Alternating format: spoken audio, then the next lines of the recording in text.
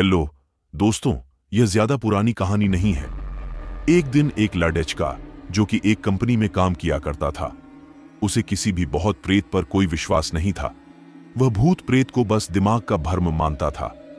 एक दिन उसकी कंपनी में कुछ काम भी रच गया था, जिसके कारण उसे घर वापस आने में देर हो गया। वह अपने ऑफिस से देर रात को निकला। वह अपने बाइक से था।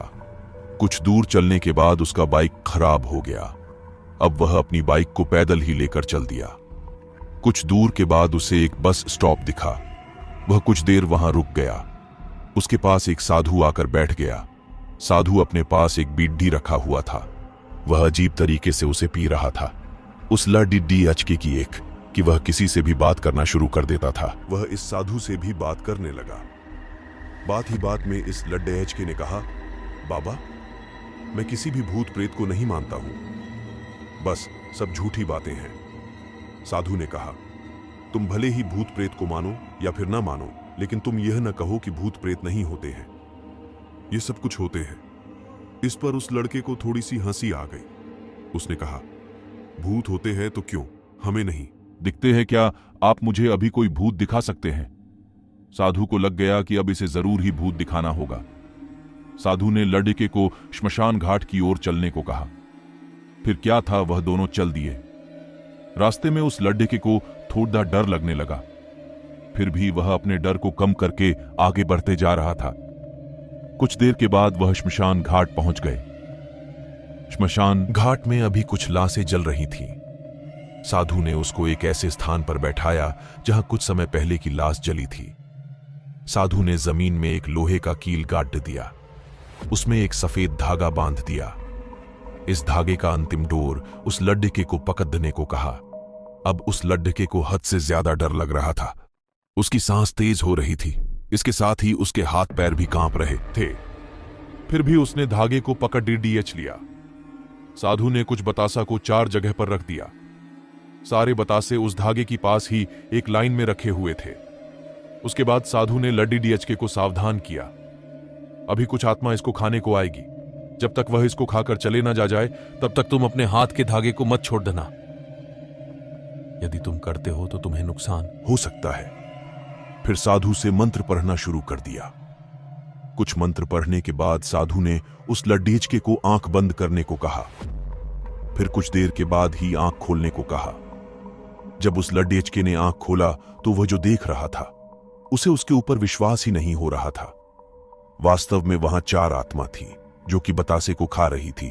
लेकिन जब उसने यह देखा कि उसके पडेड होश में रहने वाले व्यक्ति की आत्मा भी वहां है, जो कि कुछ दिन पहले ही मर गए थे, तो उसके हाथ से धागा छूट गया। अब वहां पर वह साधु भी नहीं था। वह लड़का तेजी से श्मशान घाट से अपने घर की ओर भागने लगा। जब वह अपने घर की ओर जा रहा था तो उसे पीछे से कोई उसका नाम लेकर बुला रहा था। उसको पीछे से कई तरह की आवाज आ रही थी। उस लड़के ने पीछे मुड़ कर नहीं देखा। अपने घर जाने के बाद उसने यह सब कुछ अपने माता पिता से बताया। फिर वह अपने कमरे में सो गया। अगले दिन उसकी आंख उसी श्मशान घाट में खुली और उसी स्थान पर जहां पर उसने आत्मा को देखा हुआ था। इसके बाद वह दिमागी तौर पर बीमार रहने लगा। मित्रों, आज मैं आप सभी लोगों को राजस्थान एक रहस्यमय जगह के बारे में बताने जा रहा हूं, जिससे लोग आज तक बेखबर हैं। हम में से कई लोगों ने इसके बारे में सुना ही होगा, पर इस मंदिर के बारे में अलग अलग कहानियां बनाई जाती हैं। इस मंदिर के बारे में ऐसा कहा जाता है कि शाम ढलने के बाद इस मंदिर में कोई रुकता नहीं और इसके आसपास घूम भी नहीं सकता, क्योंकि जो भी इसके अंदर या आसपास शाम ढलने के बाद जाता है तो वह इंसान पत्थर में बदल जाता है। इसमें कितना झूठ या कितनी सच्चाई है, यह तो आप लोगों को वहां जाकर ही पता चलेगा। आप लोगों को मैं इस रहस्यमय जगह के इतिहास के बारे में बताने जा रहा हूं कि किराड़ू मंदिर राजस्थान के बाड़मेर जिले के हातमा गांव में स्थित है, जिसे 11वीं शताब्दी में बनाया गया था। यह मंदिर इतना सुंदर बना है कि इस मंदिर को राजस्थान का सबसे खूबसूरत मंदिर कहा जाता है। लेकिन 900 साल पुराना यह मंदिर की तरफ कई लोगों का ध्यान नहीं गया है, जिसके कारण यह मंदिर गुमनाम अंधेरों में छिपा हुआ है। यह मंदिर में एक मंदिर शिव जी का है और दूसरा मंदिर विष्णु जी का है। इस मंदिर की दीवारों पर कलाकृतियां बनी हुई हैं जो आपको इतिहास की याद दिला देगी। इस मंदिर के इतिहास के बाद इस मंदिर के रहस्य के बारे में बताते हैं। वहां के लोगों के अनुसार आज से करीब 900 साल पहले यह किराड़ू में परमार वंश का राज्य हुआ करता था। उस समय में एक दिन एक साधु अपने कुछ शिष्यों के साथ यहां पर रहने को आए थे और यहां पर कुछ दिन बिताने के बाद उन्होंने सोचा कि थोड़ा और घूमने का निश्चय किया। एक दिन वह शिष्यों को बिना बताए रात को कहीं पर निकल पड़े। उनके जाने के कुछ दिनों बाद सारे शिष्य बीमार हो गए और उन्होंने गांव वालों से मदद मांगी तो गांव वाले लोगों ने उनकी मदद नहीं की। केवल एक कुम्हारिन ने निस्वार्थ भाव से उनकी सेवा की जिससे उनका स्वास्थ्य ठीक हो जाए। साधु घूमने के बाद उसी जगह पर पहुंचे तो उन्होंने अपने शिष्यों को कमजोर हालत में देखकर बहुत गुस्सा हो गए। उन्होंने सारे गांव वालों से कहा कि जिस जगह पर इंसान इंसान की मदद नहीं करता तो उनको जीने का क्या हक है, और तभी उन्होंने पूरे गांव को पत्थर बनने का श्राप दे दिया। शिष्यों की सेवा करने वाली कुम्हारिन को इससे अछूते रखा और शाम ढलने से उसे यहां से बिना पीछे मुड़े इस गांव से निकलने को बोला। लेकिन उस महिला ने गलती से पीछे देख लिया और वह भी पत्थर की मूर्ति बन गई। नजदीक गांव वालों के पास आज भी उस कुम्हारी की मूर्ति है। इसलिए प्राचीन समय में लोग हमेशा साधु महात्माओं को खुश रखते थे। इस श्राप के बाद कोई भी शाम ढलने के बाद उस मंदिर में नहीं जाता। यह कहानी भी पर है यादगार स्कूल की प्रेम कहानी। यह एक सत्य और आंखों देखी घटना है। हमारा गांव गोंडा जिले में पड़ता है। यह उस समय की बात है जब गांव में 18-19 साल की उम्र में सब लड़कों की शादी हो जाती थी। उनमें से एक मेरा मित्र रमाकांत भी है। उसकी शादी 3 साल पहले हो चुकी थी और अब उसका गौना भी आ गया था। उसकी बीवी बहुत निडर थी। इसको मैं निडर इसलिए बता रहा हूं कि उसकी निडरता एक दिन बहुत भारी पड़ गई थी। 3-4 साल पहले तक गांव की अधिकतर औरतें सुबह सुबह उठकर लौटा लेकर नित्य क्रिया के लिए कोई खेत में तो कोई खुले मैदान में जाती थी। वो भी जब गांव के पुरुष लोग सो रहे हों तब जाती थी। कुछ दिन बीत गया तो अब रमाकांत को एक सुंदर सी बेटी हुई। बेटी अभी 8 महीने की थी। उस समय उसकी बीवी सुबह सुबह अकेले उठकर खेत में चली गई और अपने सासू मां को या फिर अपनी जेठानी को भी नहीं जगाया। वह अकेले ही चली गई क्योंकि वह तो बहुत निडर थी। लेकिन उस समय वह ना तो हाथ में चक्कू और ना ही माचिस लिया। जिस घर को बच्चा पैदा होता है उसके 1 साल तक घर की औरत को अकेले नहीं भेजा जाता, वह भी सुबह सुबह बिना किसी को साथ लिए, क्योंकि उस औरत पे भूत प्रेत इन लोगों का साया जल्दी पड़ता है। लेकिन वह अकेले गई थी। तभी वहां बेल का पेड़ लगा था।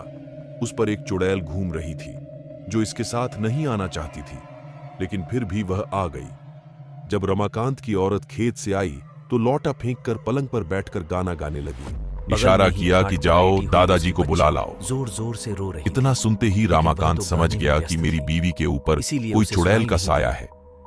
तभी भाभी ने दादाजी का नाम लिया। तब तो रमाकांत पलंग पर बैठकर दादागिरी झाड़ने लगा और बोला कि तुम कौन हो, फिर भी बीवी ने जवाब यहाँ पर क्यों आई हो, तब तक क्या तुम मुझसे शादी करना चाहती हो? तब तक गांव की कुछ औरतें और कुछ पुरुष मजा लेने के लिए इकट्ठा हो गए। चुड़ैल ने कहा कि मुझ में तुम्हें क्यों दिलचस्पी हो रही है? क्यों मुझसे शादी करने के लिए आतुर हो? तो रमाकांत झट से बोला कि मैं कुछ काम धंधा तो करता नहीं, लेकिन अगर तुम साथ रहोगी तो धन दौलत लाती रहोगी। चुड़ैल ने हंसकर बोला, ऐसा कुछ नहीं होता। हमारे में भी कोई ना कोई मुखिया जरूर रहता है जो धन दौलत की रखवाली करता है। तुम चाहो तो हमारी दुनिया में चलो, तब मैं तुम्हें सब कुछ दूंगी, पर अभी नहीं, क्योंकि तुम जीवित हो। रमाकांत समझ गया कि अब मेरे हाथ कुछ नहीं आने वाला है, तो उसने बोला कि ब्राह्मण परिवार में आते हुए तुम्हें डर नहीं लगा? और नीचे बैठे हुए सब लोग मजे लेते हंस रहे थे। तब तक दादाजी भी आ गए और बोला कि यहां से सब लोग हट जाओ और अपने अपने घर जाओ। इतने में रमाकांत की बीवी भी पलंग से नीचे उतरकर सिर पर पल्लू डाल दिया और चुड़ैल भी चली गई। तब रमाकांत मन ही मन बड़बड़ाने लगा कि इनको भी अभी आना था। अगर थोड़ी देर बाद आते तो क्या पता मैं भी मालामाल हो जाता। बेचारा रमाकांत बहुत दुखी हो गया। यह भी पढ़े। हिंदी की सबसे डरावनी कहानियां। ये एक चौंका देने वाली घटना है जो 1950 में घटी हुई थी। उत्तर प्रदेश के रानी बाजार गांव में एक राम प्रकाश तिवारी नाम का आदमी रहता था। उसकी 5 साल की लड़की थी। उसे कैंसर की बीमारी थी और उसकी कई जगह से इलाज कराने के बाद भी वह जिंदा ना बच सकी। रात के 1 बजे उसकी मौत हो गई। उसी रात को एक दूसरे गांव में मोहिनी नाम की एक औरत की ट्रक से टकराने की वजह से मौत हो गई। मृत के परिवार वाले लोगों ने उस औरत का दाह संस्कार कर दिया। दूसरी तरफ जब रानी बाजार में उस मृत लड़की को दफन करने के लिए जंगल में जा रहे थे, अचानक रास्ते में उसकी शरीर में कुछ हलचल हुई और वह उठ खड़ी हो गई। लोग यह देखकर डर गए, लेकिन बाद में उस लड़की को जिंदा देखकर उसके परिवार वाले लोग बहुत खुश हो गए। लेकिन लोगों को यह पता नहीं था कि उस लड़की के शरीर को किसी और की आत्मा ने जकड़ लिया है। उस 5 साल की लड़की के अंदर मोहिनी की आत्मा घुस चुकी थी। वह अलग जगह पर आकर बहुत दुखी और परेशान हो गई थी। उसका खाना खाने में भी मन नहीं लगता था, लेकिन उसकी माँ उसे अपने हाथों से खाना खिला देती थी। एक दिन वह लड़की अपनी माँ के साथ उसके मामा जी के घर जा रही थी और रास्ते में अचानक वह जगह आई जहां मोहिनी की ट्रक से मौत हो गई थी। उस बच्ची ने अपनी मां को इशारा करके बताया कि यह रास्ता उसके गांव की तरफ जाता है। उसकी मां ने उसकी बातों को अनसुना कर दिया और अपने मामा जी के घर पहुंच गई। उसके मामा जी के घर के पास मोहिनी के गांव की एक औरत सिमरन किसी मरण काम से आई हुई थी। मोहिनी की आत्मा ने उसको पहचान कर उसको आवाज देने लगी। सिमरन को लड़की के मुंह से अपना नाम सुनकर आश्चर्य हुआ। सिमरन के पूछने पर उस लड़की ने उसको अपनी पूरी घटना बता दी और बोली कि मेरी मौत से पहले ही मेरे घर वालों ने मुझे जला दिया और इस बच्ची की खाली शरीर को देखकर इसमें रहने लगी। जब सिमरन ने यह बात सुनी तो उसने अपने गांव जाकर सारे गांव वाले लोगों को यह बात बता दी और उसका पूरा परिवार मोहिनी से मिलने आ गया। उस लड़की ने सबको पहचान लिया और वह अपने पूरे परिवार के साथ अपने गांव चली गई और उसने वापस रानी बाजार आने के लिए मना कर दिया, लेकिन लोगों के समझाने पर वह मान गई। वह दोनों परिवारों के साथ रहने लगी। इस कहानी से पता चलता है कि कभी किसी की अधूरी इच्छा पूरी ना हुई हो तो उसकी आत्मा किसी और के शरीर में जा सकती है। यह कहानी भी पार है ज्ञान की कहानी। यहां पर हम ऐसी ही भूत प्रेत की कहानी लिखते रहते हैं। आपको यह बहुत की कहानी कैसी लगी? आप इसके बारे में हमें बता भी सकते हैं। भूतिया कहानी को पढ़ना और जानना बद्दा हील दिलचस्प होता है, इसलिए हम सब भूतिया कहानी पढ़ना पसंद करते हैं। ध्यान दें, यह सब कहानी काल्पनिक है। इन कहानी से किसी भी व्यक्ति और स्थान से कोई संबंध नहीं है। तो आप हमारे इस चैनल पर नए हैं तो लाइक और सब्सक्राइब जरूर से कर देना।